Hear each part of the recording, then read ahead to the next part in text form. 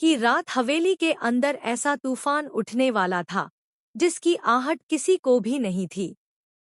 बाहर तेज हवाएं चल रही थीं, आसमान में काले बादल मंडरा रहे थे और अंदर हर चेहरे पर एक अजीब बेचैनी साफ दिखाई दे रही थी।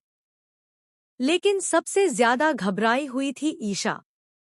उसके हाथ कांप रहे थे, आंखों में डर साफ झलक रहा था, जैसे कोई बहुत बड़ा राज आज दुनिया के सामने आने वाला हो। दूसरी तरफ मिशु अपने कमरे में बैठी उस पुरानी एल्बम को बार-बार देख रही थी, जो उसे अचानक स्टोर रूम के एक बंद संदूक से मिली थी। उस एल्बम में छुपी तस्वीरें सिर्फ तस्वीरें नहीं थीं, बल्कि कई जिंदगियों को बर्बाद कर देने वाला सच थी।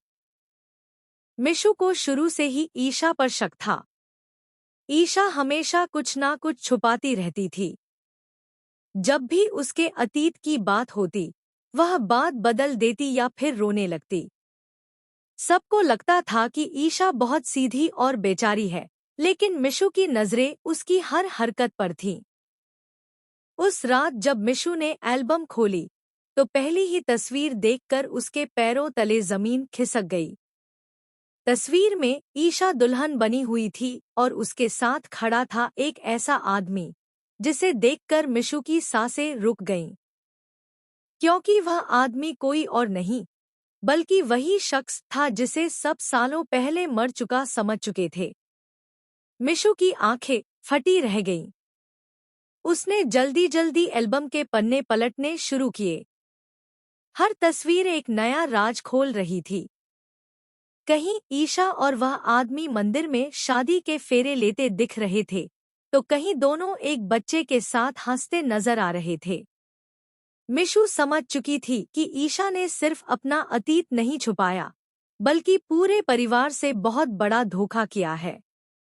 तभी पीछे से किसी के कदमों की आवाज आई। मिशु घबराकर पलटी तो सामने ईशा खड़ी थी। उसके चेहरे का रंग उड़ा हुआ था। जैसे ही उसकी नजर एल्बम पर पड़ी, उसकी आंखों में डर साफ दिखाई देने लगा। ये एल्बम तुम्हें कहाँ मिली? ईशा ने कांपती आवाज में पूछा। मिशु ने गुस्से से कहा, अब सच छुप नहीं पाएगा ईशा। आखिर कौन है तुम्हारा असली पति? और तुमने सबको इतने सालों तक झूठ क्यों बोला? ईशा कुछ बोल नहीं पाई। उसकी आंखों से आंसू बहने लगे।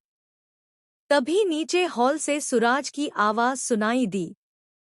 वह तेजी से ऊपर आ रहा था। ईशा समझ चुकी थी कि अब सब खत्म होने वाला है। उसने जल्दी से मिशु के हाथ से एल्बम छीनने की कोशिश की, लेकिन मिशु पीछे हट गई। तभी सुराज कमरे में आ गया। उसने दोन